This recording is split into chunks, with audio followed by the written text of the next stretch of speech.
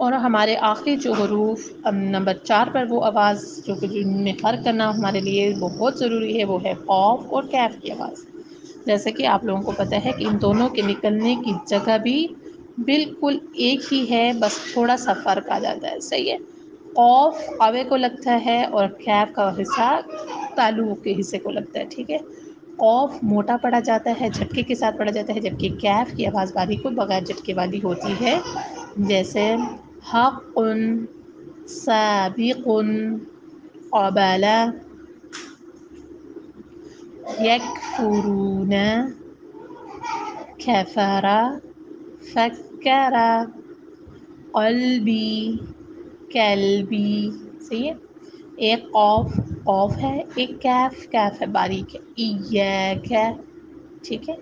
ایاک، مستقیم، مستقیم، اس کو مستقیم نہیں پڑھیں گے، کیم پڑھیں گے تو ہم کیف کی آواز نکال رہے ہوں گے، ٹھیک ہے۔ مستقیم، قاف تھوڑا سا موٹا ہے، مستقیم، چونکہ موٹا تو ہے لیکن زیر آنے کی وجہ سے اس کے نیچے جو زیر آ رہی ہے وہ زیر اس کو کیا کر رہی ہے، باریک کر رہی ہے، اس وجہ سے آواز پڑھا پورا ہی جائے گا، بس آواز تھوڑی سی باریک ہو جائے گی۔ مستقیم، ٹھیک ہے۔